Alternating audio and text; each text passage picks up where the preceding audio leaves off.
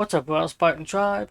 This is Ross Spartan 125, back for yet another great reaction. Okay, this is Dear Valen Religious Jokes. Okay. This one was requested about a month ago, maybe a bit more. And the guy asked me at the time, he says, it's really annoying when you request stuff and people take weeks or months to do the request. And I assured him, it's like, no, I'm going to release them one every day. A video every day. And it won't be weeks or months. It'll be very soon. And weeks or months later, I'm getting it done. So, sorry to him for waiting so long. But I already told him there were other requests ahead of his.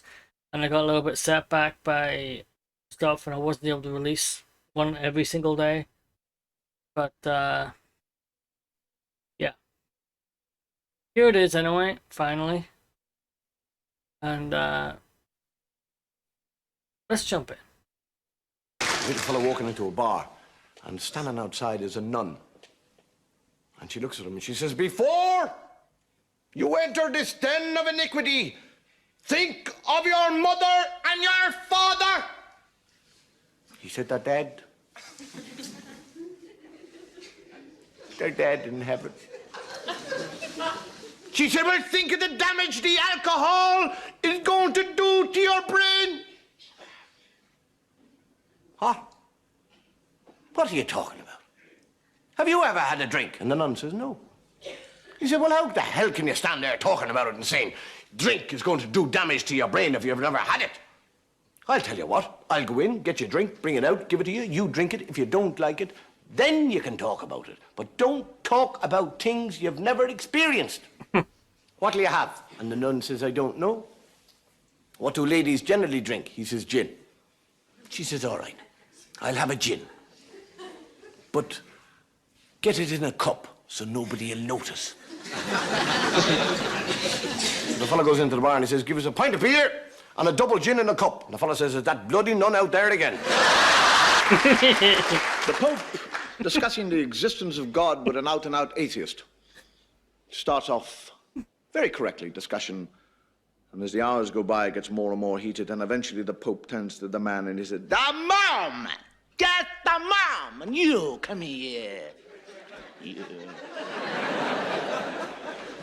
You are like a man who is totally blindfolded in a dark room looking for a black cat that is not there." The fellow said, "With all respect, Your Holiness, I think there's great similarity between us both." He said, "What do you mean, similarity?" He said, "Well, as far as I'm concerned, you are like a man who is blindfolded in a totally dark room looking for a black cat that isn't there. The only difference is that you found it."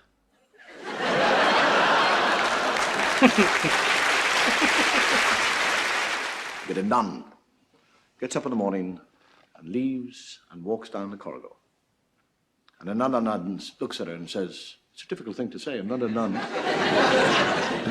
and says, "You got out of the wrong side of the bed this morning."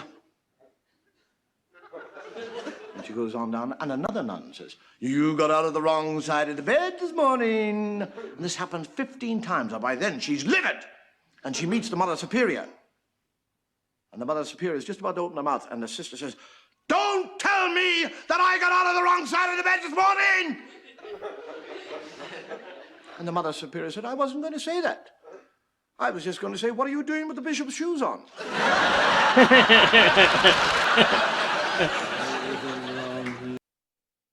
Tell you what, religion isn't what it used to be. You know what I mean? Not as many people believe nowadays. Not as many people take as much store in it nowadays. But back then, when he was doing that, religion was still a big thing. You know, I suppose it is still a big thing today in certain places. But in the Western world, it sort of slipped a little bit, you know. But back then, when he was doing that, I'm sure religion was still a big concern, yeah, but with a lot of people. So, like, he probably took a lot of flack for that. But you know what? It's funny. As long as it's funny, I don't care. But I wasn't going to say that. I was just going to say, what are you doing with the bishop's shoes on?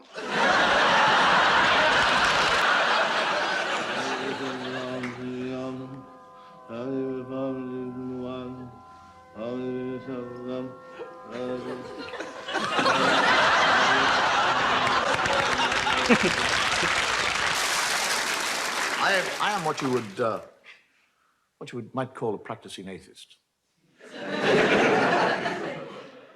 I'm quite happy to be an atheist because I think actually God likes atheists better.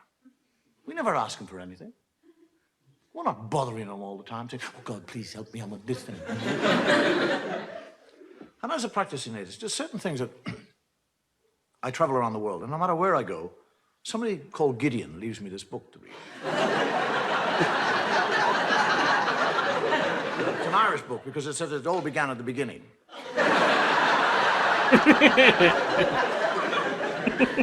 There are certain things that, when I read the Bible, and I do read the Bible, that I find difficult to understand. I mean, if God has been there forever, what was he doing before he got to us?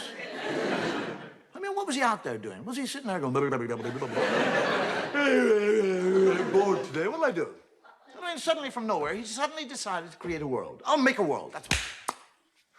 Make a world, yes, that's what I'll do. Rivers, seas, boom, mountains, boom, everything is there. I want a garden. I'd like a nice garden. Whack! Garden bee. Hate gardening. Need a garden. Ah, gardener, spit and dust. Adam. Hey! And he, Adam, never once says, where in the name of God did I come from? I mean, he's 40 years of age. He has no child, he has no recall. He doesn't say, how did I get here? But he's quite happy. He just kind of trundles around the garden, working away. And God is looking at him. And he sees that Adam is happy.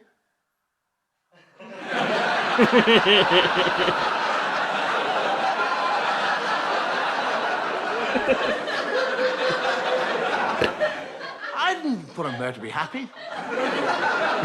I'll put a stop to that. And God, during the night, sneaks down like a thief and steals, doesn't ask, doesn't request, steals it. His rib. And from his rib, he makes woman. And Adam wakes up in the morning, he's a real thickie. He's lying there, and there's somebody else, he doesn't say, where did you come from? How the hell did you get here? Where did you get those lumps?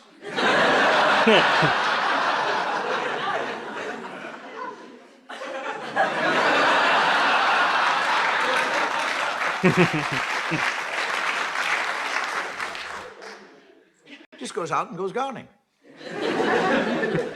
And God comes down and has a conversation with Eve and tells her that she can eat of any fruit in the tree in the whole garden with the exception of one fruit tree. He's talking to a woman. He actually tells her not to eat of the fruit. And then when she said, which tree can I eat? He said, that one over there. He points it out to her.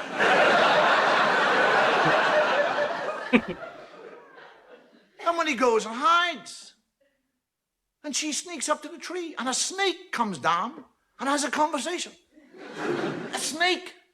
Now, if I see a snake, I'll back off. One starts talking, I'll crap myself.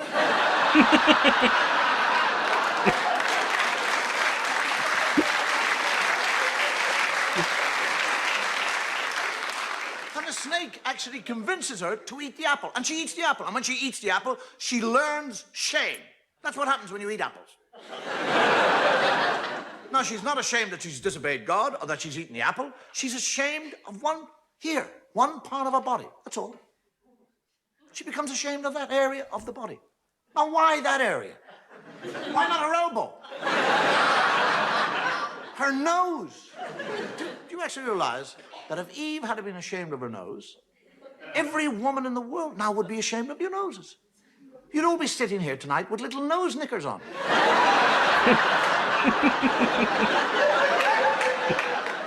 Men would be in nightclubs watching totally naked ladies with G-strings on their nose. saw news. And this is the book. This is the book that you'll go into court and place your hand upon. And swear to tell the truth, the whole truth, nothing but the truth. The first funeral I ever went to, and believe me, this is true, I was 6 years of age. And as they lowered the box into the ground, the priest said, "In the name of the Father, and the Son, and the Holy Ghost." And I, for years, used to bless myself and say, "In the name of the Father, and the Son, and into the Holy Ghost."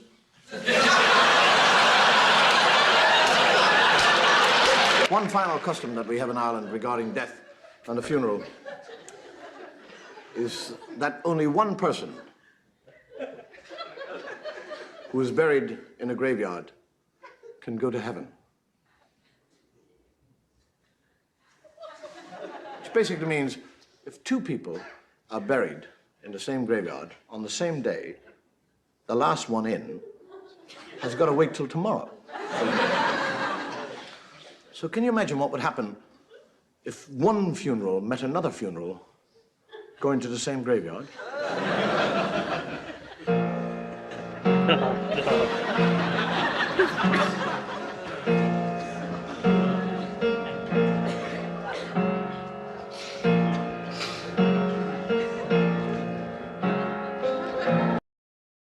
Yeah, it's good so far. I'm enjoying it. I am not a religious person at all. Not even a little bit. So this really speaks to me. Yeah, definitely.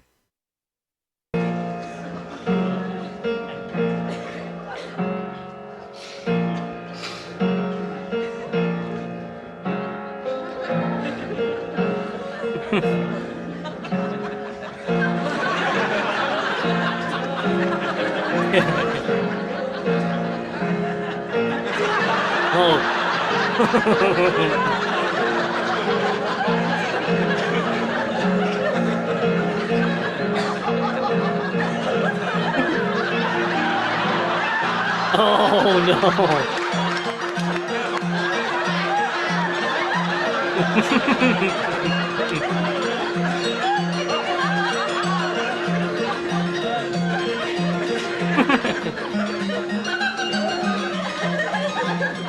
Tell you what, they wouldn't get away with that nowadays. Nope. Oh,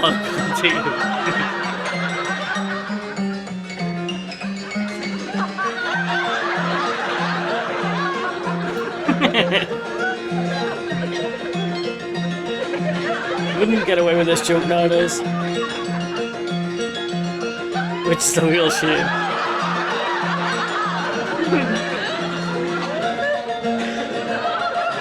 Oh, way to go.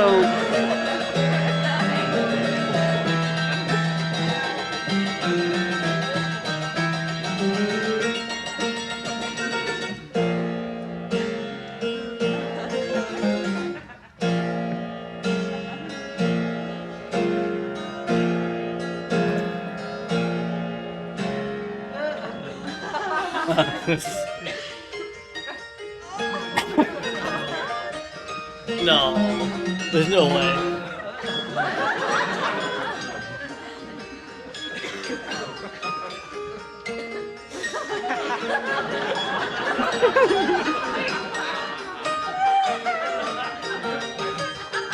I'm all gonna stop my drink. Oh no.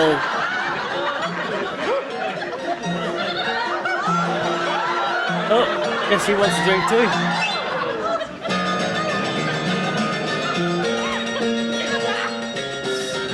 Oh, they're carrying it again.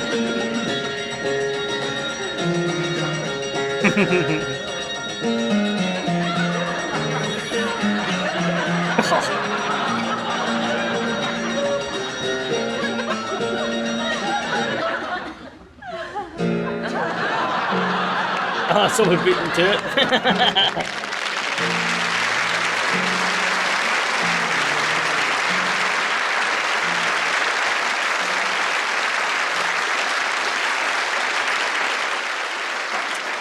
Little fella dies and goes to heaven, and some people say, would you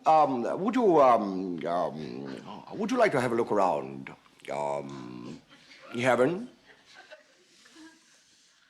And the fellow, yeah, I would, actually. So they're looking around heaven. And he said, who are those people over there? He said, oh, they are the Muslims. They are Muslims there. And over there we have the Jewish people. And yeah, these are Anglicans and Hindus, Baptists. He said, why do you have this big wall here? He said, behind the wall, you see, we have the Catholics. He said, why do you have the Catholics behind the wall? He said, shh. They like to think that they're the only ones here.